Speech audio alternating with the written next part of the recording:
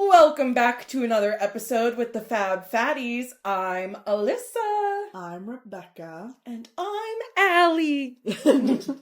If you're not watching, that was Alyssa pretending. And Allie is not here with us today. She is not feeling well and she's taking care of herself. So hopefully she will be all better soon. But if you want to wish her well in the comments, I'm sure she would love that support. Absolutely. Proud of her for taking care of herself, for taking space and doing what she needs to do. Absolutely. And we'll let her update you guys accordingly. But for right now, send her some love.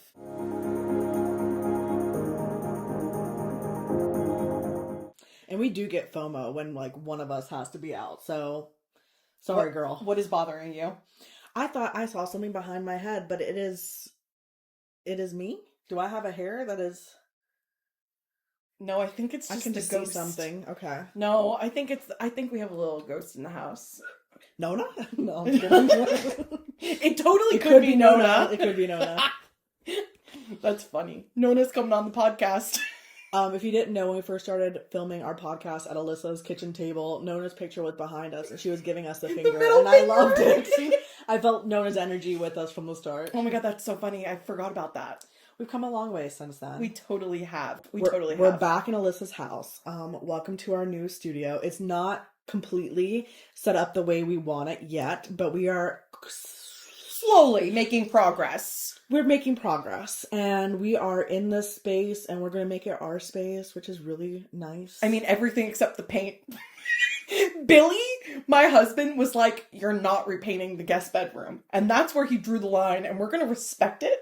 We are thankful to have a place. Thank you, Billy and Alyssa. We are. It's nice to use this room for something. I was gonna say, because it's your guest room, so it only randomly got used. Yeah. So cool. It's nice to have some life in it. Before, it was just an entire storage room with a bed for someone to sleep on. So, yeah. We are in a big transition phase, and I think that's also why we have been having some weeks without episodes, and we're just kind of chugging along here. We're trying to keep up with content, but we're also trying to get settled into a new space and get onto a new schedule. And I mean, it's new and it's different. Yeah. Since it's just me and Rebecca today, we thought we would just take this time to kind of check in with everyone. These are some of our favorite episodes. Just be like, here's what's going on with us, what's going on with you guys, and to keep you guys updated on all of the happenings. Yeah. But we really are in the middle of some of the busiest times of our lives while also transitioning into our own studio space. So we have a lot going on. For example, Alyssa. Yes.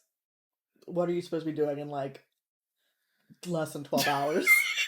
Okay, in the next 12, well, it's probably at this point, what time is it right now? It's like 6 something. No, I think it's 7. later than that. I think we're close. Oh, sorry. It's almost 7. Okay, so it's almost 7 p.m. We have a flight that leaves tomorrow around 11 a.m. I have yet to finish content for Patreon. I've yet to finish content I need to do for work before I leave. I have not packed... The big one, honestly. And we're in the studio recording a podcast. Yep. But listen, I will say, Haley and Rita are the most professional packers travelers. They always stress me out because it will be a week before and Haley's suitcase is already packed and ready to go. And I'm like, that's insane. It'll be a week before, at least with Rita, and she'll have all of her outfits set out. And I'm like, Me and Billy were just booking tickets today for stuff that we're going to do on Thursday in Chicago. I'm like, totally. So this is my 11th hour. I'm going to make You're used to doing an all-nighter right before you go. No, I love to sleep. I just try and get it done really fast. Now, I will say, while we're recording this podcast, Billy is going to be strategic. He is going to be packing his own suitcase so that when we're done, what I'll do is I'll sit down and I'll start putting outfits together. And as I'm putting the outfits together, Billy will start grabbing them. Oh. We are a team. And Billy, I love having a helper. Yeah, me and Billy are a strong travel team. And frankly, if I did not have his help, I would be pulling an all-nighter. Because I would have to take breaks to plan out my outfits. And if I don't plan on my outfits, then I overpack. I don't know. Yeah. Like, that's the only thing that stopped me from overpacking is know that I, like, have an outfit set out for everything. Other than I'm like, well, what happens if we do this? Or what happens if we do that? Well, and that's the thing about being a fat girl traveling is if you forget it, you most likely are not going to find it out there. So you have to go with outfits made for the most part. Now, Chicago is a city. It's going to be different than... There's a Target there for sure. 100%. And it's going to be different than traveling to, like, the middle of nowhere in Nevada or something. Right. You know? Like, it's going to be different than traveling abroad. Well, I also need to pack because... Yeah, where are you going? This portion of the podcast is brought to you by our sponsor, Big Fig Mattress. Here at the Fab Fatties, we know how important it is to find a mattress that truly supports you. That's why I love my Big Fig mattress. I've had it since 2019, and if I ever upgrade, it would only be to the king size. Big Fig is designed to last, with features like thermogel cooling technology to keep you comfortable year-round, and a hybrid construction that prevents sagging and body indentations. No more uncomfortable dips in the middle of the bed. Plus, it comes with a 20-year full replacement warranty, so you know it's built to last. The extra firm mattress edge adds security and support, giving you a larger sleeping surface whether you need space to stretch out or snuggle in. The Big Fig foundation holds 5 times the weight of a typical foundation, so even your kids or pets can jump in without worry. And with their 120-night trial, you have plenty of time to make sure Big Fig is right for you. Check out the link in the description and experience the Big Fig difference for yourself. This weekend, I'm going on a bachelorette trip to Savannah, and you would think that would be easy to pack for. However, we have some themed nights. I love a good that theme. I have to prepare for. So, the first theme is Disco Cowgirl. Hell yeah.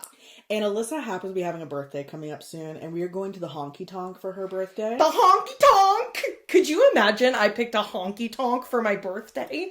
It's so off-brand and yet perfectly on brand. I was going to say, the right energy, I think. And so I am double dipping in the fact that I will be wearing this outfit to this Disco Cowgirl and to Alyssa's birthday, and I am an outfit repeater, and I'm okay with that. So with luckily, pride. I'm a girl on a budget, okay, still. So we happened to get gifted some shoes, and I got some boots from them. So got some booties. Allie let me borrow a sequin dress from her closet. Perfect. And then I had bought initially like high calf Western boots from Torrid, and they barely fit. Oh, I hate that. So I returned them, and I so happened to see that they had a fringe leather, like faux leather jacket in store. And, okay, the best news was it was full price in store, but online it was 50% off. And I showed it to them. I was like, do you price match? Because I will not buy it for full price when it's 50% off online. 100%. And they price matched it. So I ended up paying like a difference of $11 between the boots and the jacket. So I feel like that Girl math. Was basically a free outfit. Basically a free outfit. Oh my God. And then the other theme is my friend is getting married to a man named Steven. And so they did famous Stevens. I love this theme. I struggle with wanting to look cute. Fair. And I have to actively dress like a Steven. Which Steven are you going to do? So... There's only one correct answer. Oh. Well, it's probably not that. Oh. It was Steve's or Stevens. So let me go ahead and put that out there. Okay. I have who you should be. Do you want to reveal that first? No, you first. So I can tell you you're wrong. Well, I probably am wrong. Because I decided to be Stone Cold Steve Austin. I don't know who that is. He's a professional wrestler. Mm. Professional wrestlers all have their little outfits. Mm-hmm. Okay. And I looked at a lot of Stevens online. I didn't know if they had any distinguishing features that I could be the Steven. But Stone Cold Steve Austin wears a leather vest. Okay. With a skull that's shiny. Okay. With the name Austin down. Okay. It's bedazzled. So that you liked that. I found one on eBay for $40. A little replica. All right. Then he wears Bermuda shorts. Or jorts. We love a good jort. Then he has black knee pads and black combat boots. Oh my God. This is so fun. And my friend Ashley really wants me to wear a skull cap because he's bald. I don't think so funny. I can wear a skull cap. Why not? A, sweat. Fair. You're talking to me. I'm already wearing this outfit that's like uncomfy to me. Yeah. I gotta keep something that's me, you know? Or Yeah. I might have a full episode of body dysmorphia. You're like, this is no longer fun. No, yeah, I'm out of here. Yeah. So we are gonna be wearing those to a drag show, which I think will be really fun. Yes. Yes. But I gotta I'm like, how do I do the knee pads? Because me looking at plus size knee pads, Not easy. no, I think I'm gonna take an old pair of leggings and just cut up parts of it and hope they stay up on my knee. That's not a good strategy. They're gonna fall, aren't they? Yeah, that's a horrible strategy. Unless you wear them like from the top to the knee, like and then you have the jorts covering it. Yeah, we're problem solving live on the podcast. I'll figure that out. You picked the wrong Steve, though. What Steve should I have gone with? Steve Irwin, 100%. Okay, the bride is going on Steve Irwin. You know, she gets first pick. She does. She's the bride. Yeah. I mean, that's the Steve. Yeah, that's the Steve. She's going to Steve Irwin. He's a legend. Yeah. Have you seen his kids now? Yes, I follow them on Instagram. Them. Literally love them. Wholesome. They just got keeping families. His legacy going. Oh, it's beautiful to see. It really is. I love seeing it. Steve Irwin, R.I.P. R.I.P. Love that man. Such a good one. That sounds like a fun trip, though. It is fun. I think I'm just a little overwhelmed by life. Mm-hmm. And she's getting married like mid-October, so it's that and then the wedding. Yeah, it all happens quickly. I am preparing myself. And I'm preparing myself by basically being busy from the moment I wake up to the moment I go to bed. So I am looking forward to the weekend.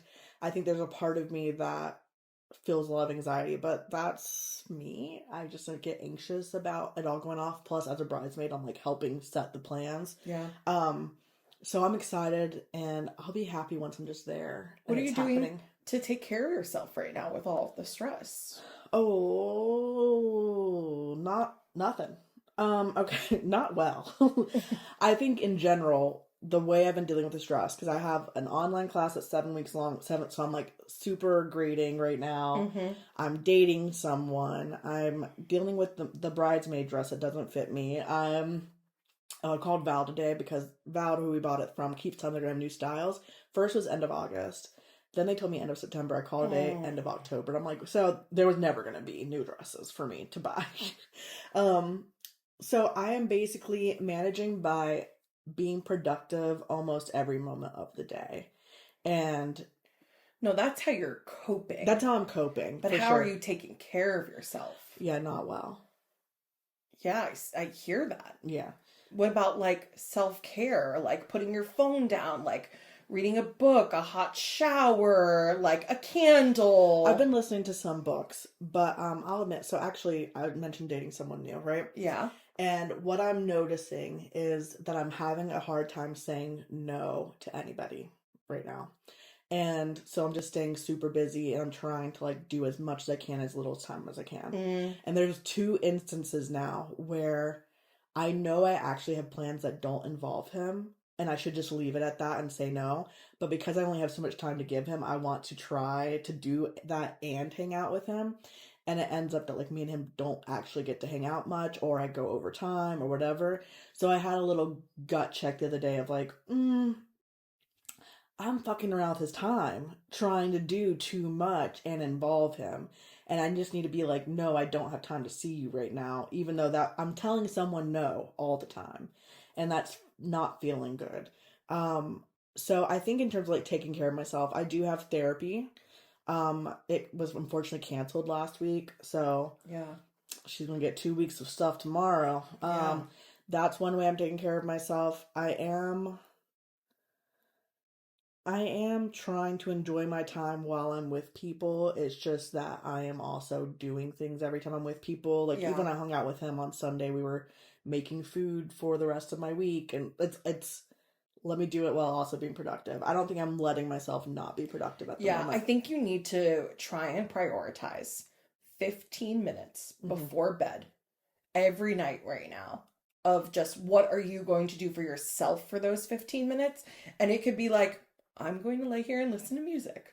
I'm going to light a candle and like listen to music. Or like, I don't know, for me, I did this for myself last night. You saw in the group text, I was like, sorry guys, I fell asleep at like 8 p.m. last night. And it's because it was raining.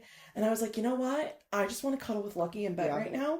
I went to bed. I lit a candle. I had my book. Next thing you know, it was morning. Like, I don't fall asleep with the candle on. I did wake up and blow it out at some point in the middle of the night. I did take a nap yesterday. But that rain really made us all. 100%. But, like, that's what I did for myself. It's like, oh, I was, like, relaxed and peaceful and calm because I knew today was going to be chaos. Yeah. So I had to prioritize something in order to get through it. So I think while therapy's great, it's also emotionally exhausting. Yeah. Right? And you need something that's going to help recharge your battery a little bit. Yeah. What could that be for you? What do you think? What would be like something that would feel good and its only purpose serves is you? Why am I thinking organize my closet? I would like to put on an audiobook and organize my closet. Really? Because my closet right now is a mound like as high as my hip. And that would make you feel good? I think it's where I can turn my brain off. Okay. Just color sorting. Just putting things style on hangers. sorting. Okay. Yeah. And then it would also make a part of my room that's chaotic feel calm. Less chaotic. Yeah. You think you could do that for like just 15 minutes each night? Like, you don't have to finish the project. You could just get in there and be like, I'm going to finish this pile. Oh, for sure. For sure. That you should try that tonight. Maybe I will. Ooh. I'll report back. Will you? Maybe. On Patreon, maybe. Shameless plug for Patreon, which we can now put in right here. Hey everyone, did you know that the Fab Fatties are on Patreon? Yes, we are, and you can follow us for more behind-the-scenes chaos. We have bloopers, we have Allie raging, we have, me climbing out windows. I don't know, we just have a bunch of crazy stuff over there. Yeah, so you can find us on Patreon. That's P-A-T-R-E-O-N. EON.com /the Fab Fatties. PATE. No. PATREON. That's what I said. .com /the Fab Fatties. And we will see you over there. Look at us go. We're professionals. Oh. So, yeah. Last time we did a little checkup, you had talked about your blood sugar stuff. I did. I have an update. I know you went and met with your doctor today. I did. Okay. Dr. Everett, she is a homegirl. I gotta tell you. My sisters are both really supportive. Ashley's the nurse. Mm-hmm. So like she often is like my medical chit-chat girl. And me and her were chit-chatting and she was like, okay, I want to make sure that you ask her this question and ask her this.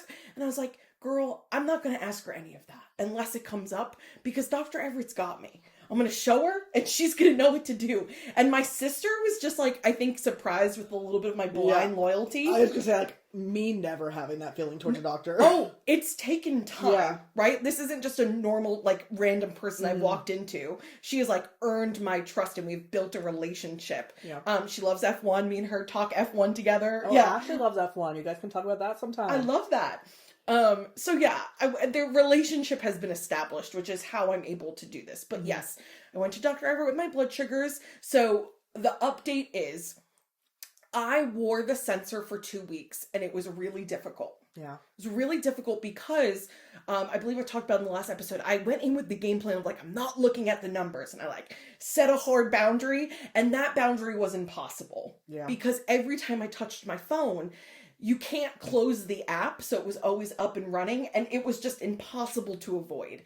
So really, the pause in between the 2 weeks was me needing to take time to figure out, okay, my boundary's not going to work, so what is my new boundary? Yeah. So I was able to reassess, and the new boundary was I was not going to look at the app 30 minutes before I ate, and for at least 1 hour, preferably 2 hours after I eat. So I had to be really conscious about like what I was doing on my phone during that time. Mm-hmm. And that was just to give myself time for like my sugars to be in the right range. So things that I've learned. My doctor is a mastermind. I was going to say manipulator. I was like, that's a negative word. And I don't mean it in a negative way, but she got me. Oh, she knows how to talk your language. Oh. To make stuff. I walked in today. sit on down, get my blood pressure checked, which was beautiful. I was like, hell yeah, we're off to a good start. And I'm sitting there and she comes in and I had sent her a message halfway through just telling her I needed to take a break from the sensor. So she kind of knew a little bit of like how those first 2 weeks were going.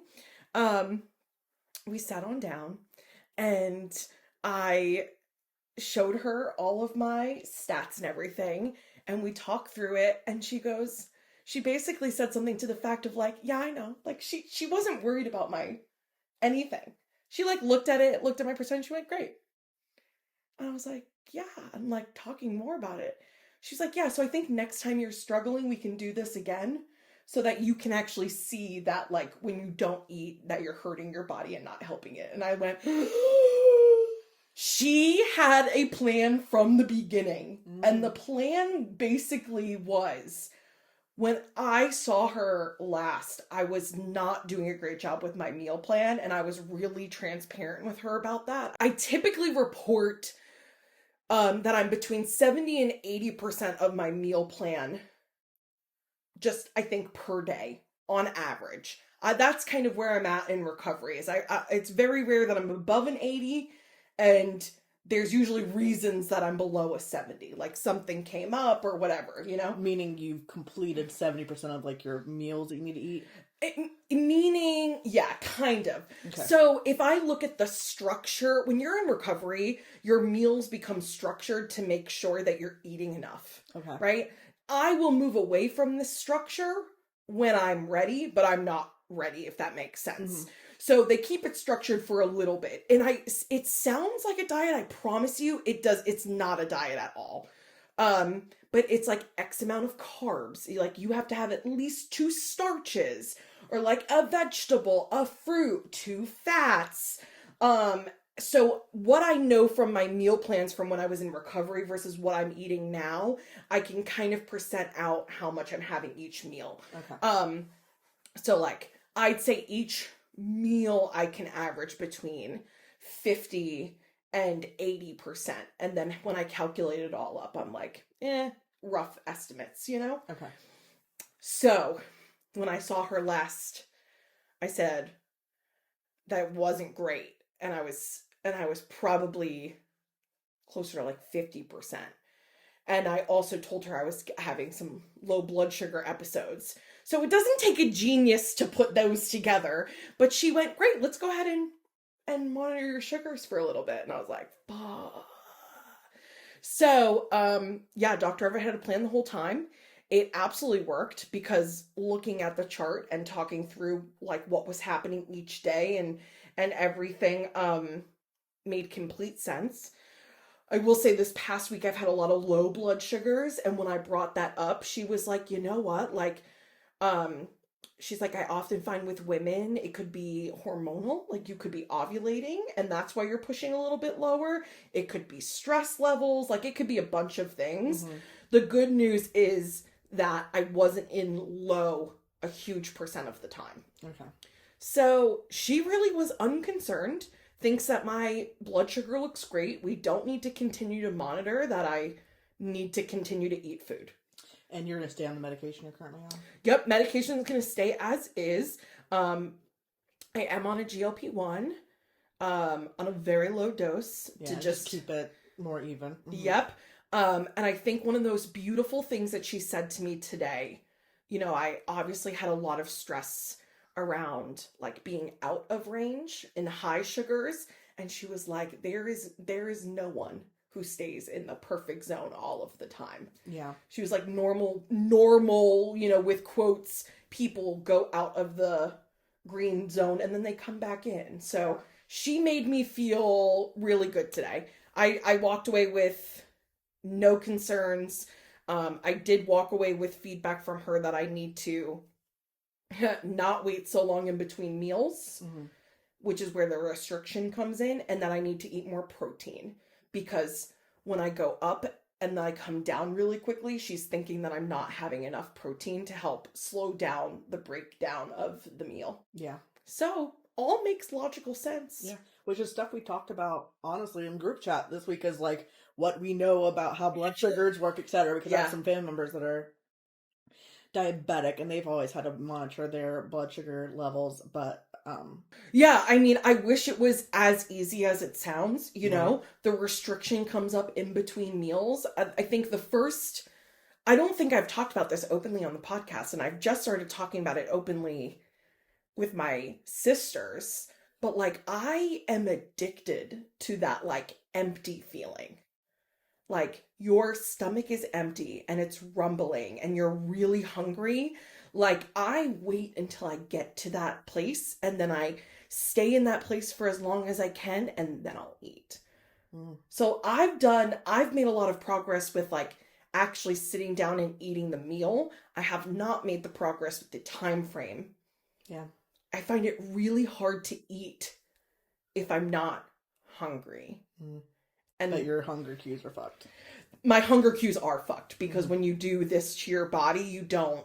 Yeah. You know, I've talked about it before, but like learning that thinking about food is a hunger cue, like that's a crazy to me. Yeah. Yeah. But yeah, so here we are. Yeah. Yeah. It's interesting because, like, I think, and I don't know if I'm going to keep this in the podcast, but, like, I think that I'm uncomfortable that I'm not full. Yeah. Like, I get uncomfortable as soon as that fullness goes away. And I prefer to stay feeling full. Interesting. Yeah. Yeah. We don't have to keep this either, but do you think that has always been, or do you think that's a post-surgery thing? I think it's always been, and I think that's why I've always struggled to feel satiated and like full, and I just felt like I could never feel full. And then for a while after I had the surgery, I always felt full, and that felt really good. That was comforting. It was, and now I'm starting to feel hunger again, and I'm uncomfortable with how hungry I am all the time. I want, like, I literally was thinking earlier, I'm like, man, I've been eating like every hour and a half to 2 hours. That's not bad. It's not bad, but like, I think it's just something that I feel super uncomfortable with my body feeling hungry. Like, I do not like the feeling of it. And that's why I eat before bed and all that stuff. Yeah. Which, you know, my therapist has really worked with me about, like, not demonizing eating before bed. No, you can't. Yeah, but, like, by the way, it goes against a lot of the thoughts, you know, it goes against diet culture to be it eating goes so much. against diet culture. Yeah. One of the best things I learned in recovery was that your body does not stop working overnight. Yeah. So whoever said to stop eating at a certain time, it's not backed by science. And I'm so much happier when I eat before bed. I sleep better. Yeah. Same. You don't wake up with hunger in the middle of the night and Yeah. things like that. Yeah. Yeah. Yeah, it's been interesting getting prepared for this wedding because I am noticing some more, like, part of it is frustration and part of it is negative body image for me. Because for those who have been following my journey, you probably saw, like, a couple years ago I had weight loss surgery. I'm now 2 years out and I'm starting to have some regain, which is very, very normal because as your stomach heals, you have more room to eat, your hunger growth, like your hunger hormones come back, all of those things, right? But society will say you're a failure if you gain any weight, right? So it's a lot to mentally process. There's again, this is the factual side that I know, this is the norm, etc. And then there's a part of the society's view of it and feeling like a failure and whatever that thing may be, right? So with the bridesmaid dress, I went, a lot of bridal wear just runs sizes small, but the particular place that she went to go get bridesmaid dresses only goes up to a 24, which is a very limited size range as it is, even if people think that's not limited. It is a very limited size range. A place like a Zaz, you go up to like a 32, right? And so the dresses that I tried on did not fit me well. They were all cut very straight through the hips. They tend to be large on top and then too tight on me in the hip. And yeah, I really kind of had, I kind of tell you guys, like, I have negative thoughts and I can move past them pretty quickly. They will be reoccurring thoughts and I then move past them again, you know? Yeah. And I'm not sure if I'm just avoiding them or if I actually can move myself past them. So, like, for example, right now with this dress, I got one of the dresses because, like, the color doesn't work with other companies. Yeah. And I am... Damn it, I didn't think she was going to notice. I always notice, girl. I got a little... Guys, I have supersonic hearing and I hate it for myself. So I got one of the dresses that fit the best out of all of them. And part of my thought is if I hadn't gained weight, it would fit. Oh, I hate that. Right? And the other part of me is like, oh, like the immediate, like, oh, I could do keto for a month and fit it again, right? Like, oh, let me just go ahead and go back into this crash dieting practice that I've done in the past, etc. Of course, this podcast and this work reminds me that's not a healthy thing to do. And that is fucking around with your body for what end game, right? Yeah. And then what's going to happen when I come off of that and all of those things, right?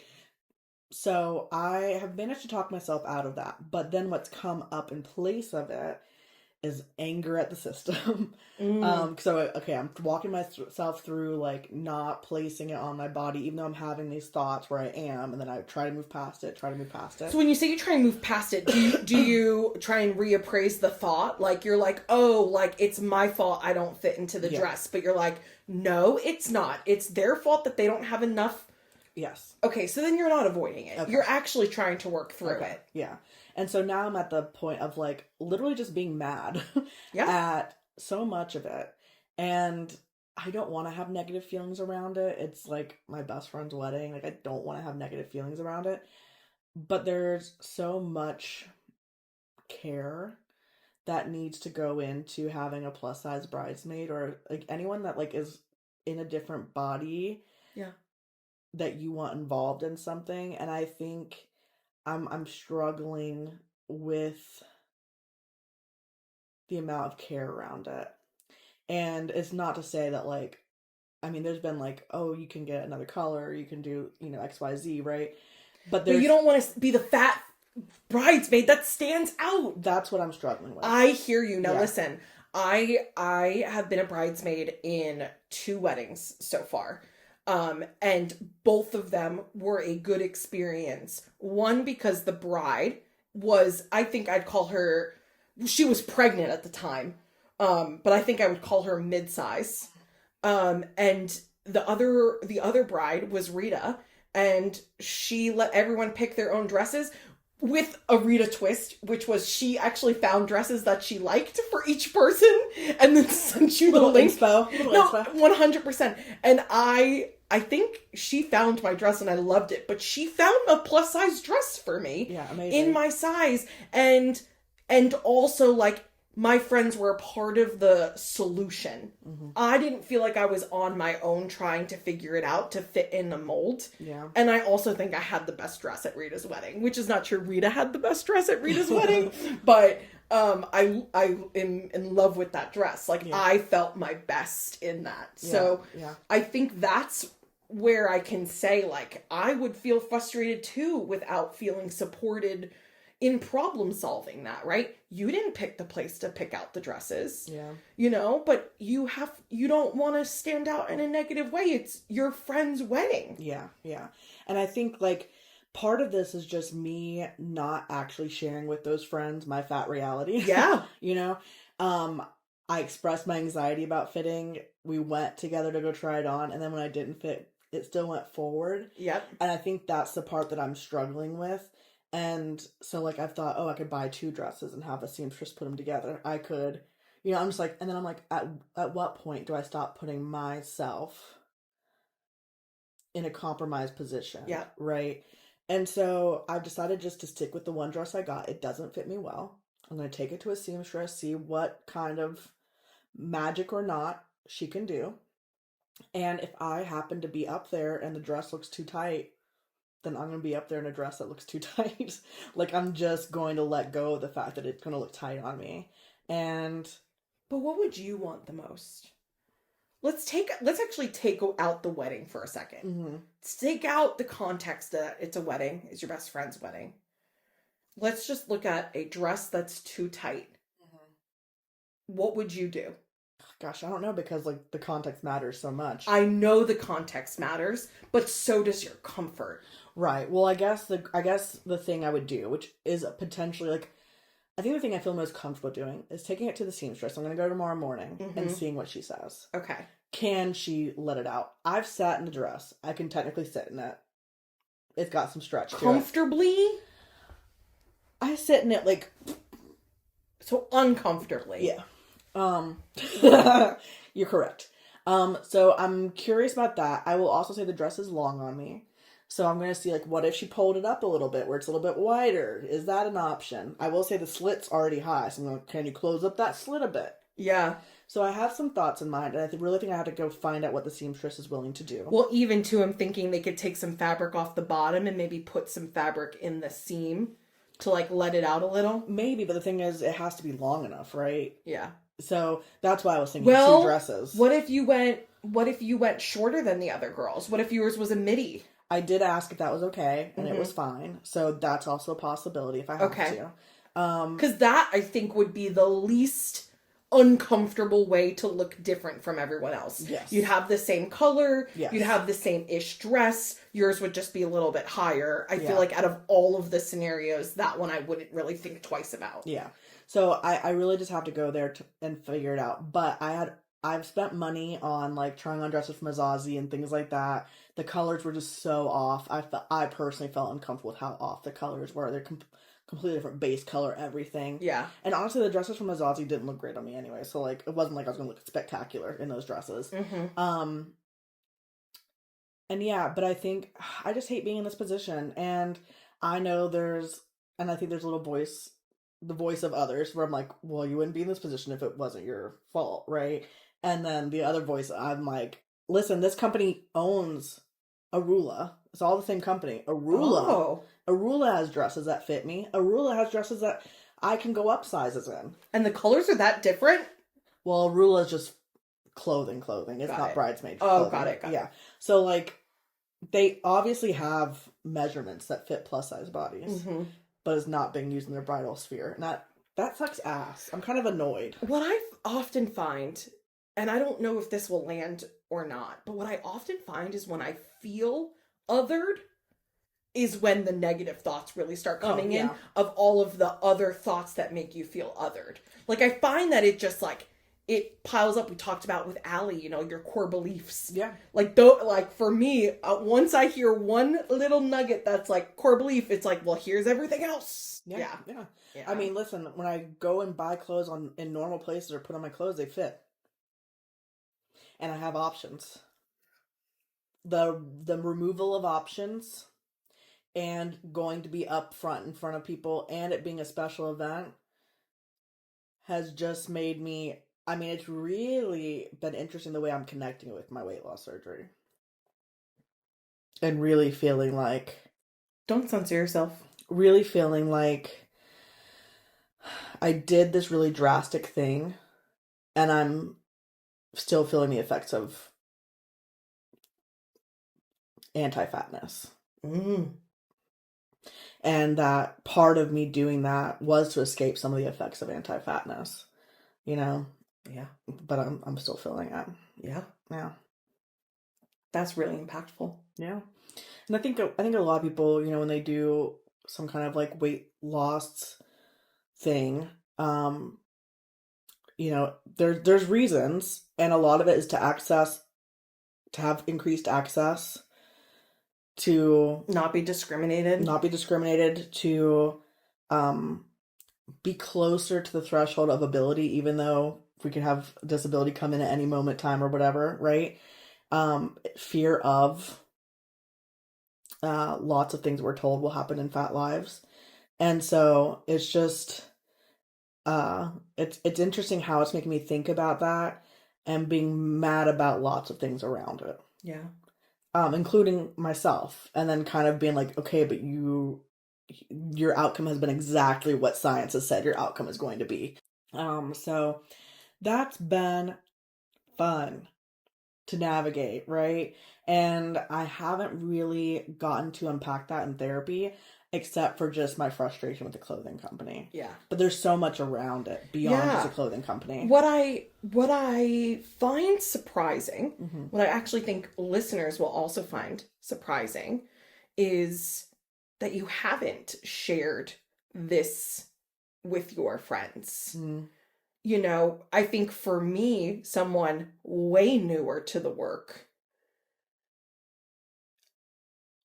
I think my eating disorder helped me talk about my fat experience with my friends. And the allyship is so important. You know? Now I understand you have your fat friends. Yeah. But like, I do think the allyship of straight-sized friends is really impactful to your experience. No, I think there's an element of like me feeling guilty for feeling this way about this thing whenever I've been asked to be the special person as part of her day, right? It's definitely hard. Yeah, for sure. And I just want the damn dress to fit.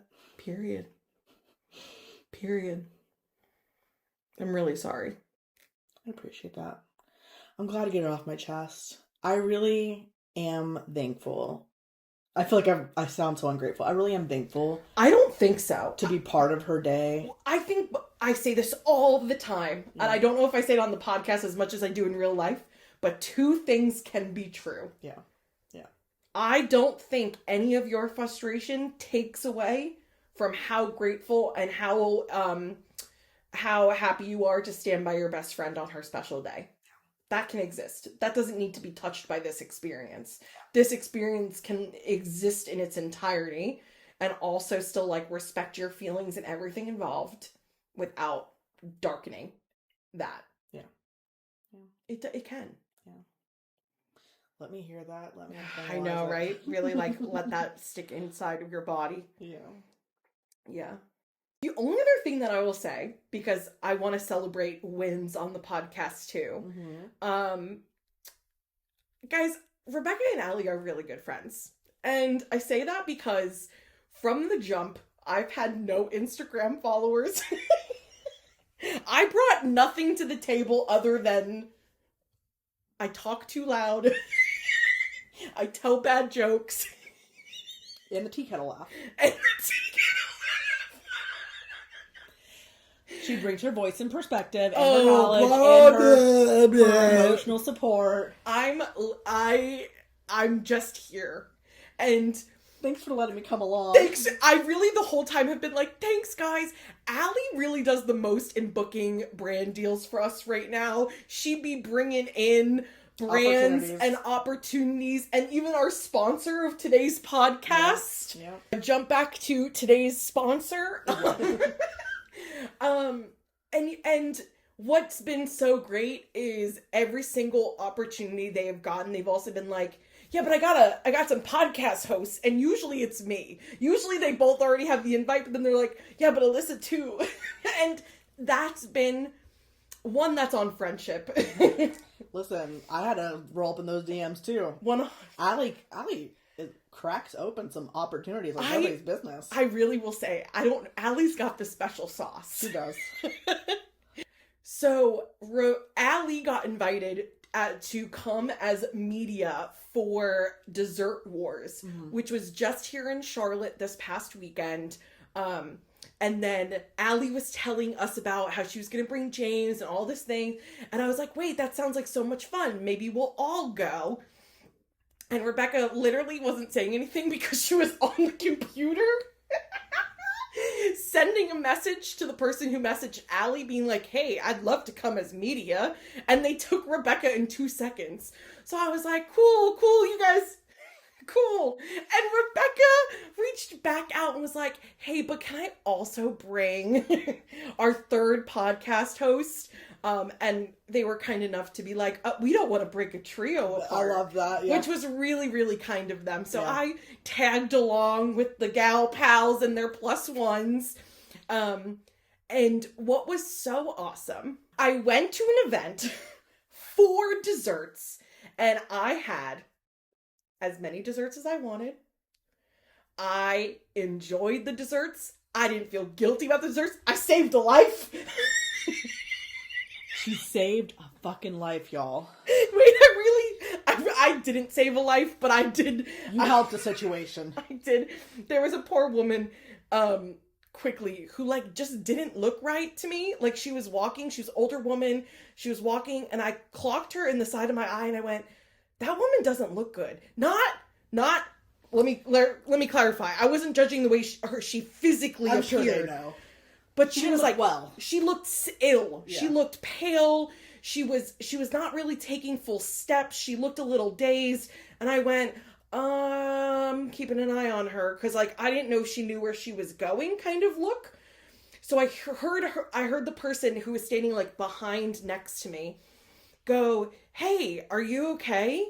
And I didn't hear her response.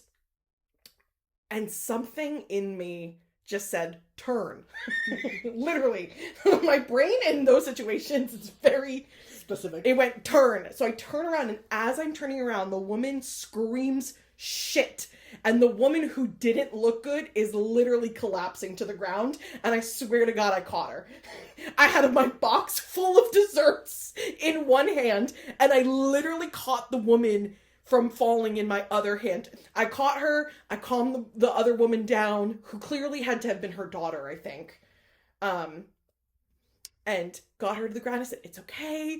And as soon as I'm like about to assess the situation, thank the Lord, a doctor came over. So I just had to call 911 and we were good to go. Because the one thing I will say at work when I'm with the kids, let's not rely on Miss Alyssa's CPR skills. Let's not. I will take care of it if I have to, but let's not take a bet on it, you know? You know your limits, okay? I know my limits, and I'm not doing chest compressions, okay? I'll get you in the recovery position. I'll call 911. I'll get you an ice pack, a towel. We're good. Anyways, I digress. So I saved a life. What's not funny, but what's interesting is when I was walking. Oh yeah, Rebecca I was walking to go find Alyssa. I ran into, because I did a giveaway for some tickets. Yeah. As Alyssa's saving a life, I run into my giveaway winner, and I'm like, hi, because I never met her before. So we're talking, and then I suddenly turn up to see Alyssa, and Alyssa's on the ground. Alyssa's calling. on the ground 911. with 911 being like, "How old is she?" "Okay, thank you." The most calm 911 correspondent I've ever seen. Oh, gosh. Anyways, the dessert wars was such a win because I was there. I enjoyed myself. I ate the food. I stayed present. I honored my body. So when I was full, I took a break. When I needed to sit, I sat. It was damn hot in there. I drank some water. Yeah. You know, I think it was a day where I actually celebrated food and didn't feel prisoner to it. Yeah. And that's really awesome. So, I was so happy about saving a life. I'm kidding. And it was a good day. And eating that I even stopped by the firehouse on the way home with my leftovers, like my little to-go goodie box, and opened it up on the car and let Billy go to town. So it was really fun. And now I'm looking at maybe going to the finals. Yeah. And doing it again, because oh my gosh, y'all, people had totes. Like, people had full-on carts. They were professional dessert eaters. I was impressed. Still have some of the desserts in my fridge. Oh, same. I cannot finish them. It was a lot. I can only imagine if people actually got one of everything. Day of, I was like, yeah, this is great. We're good. We're going. But as soon as I got home, I was like, I don't want another sweet for like 3 days. No, I absolutely think that people who go there and refrigerate it and eat it for like the next week and a half are the smart ones. Smartest because ones. Like eating it all at once, it was fun, but like you can only do so much, right? And you do get so thirsty. But it was great. I had fun too. It really was a lot of fun. The girls met my boyfriend. Yeah, we did. So that was cool.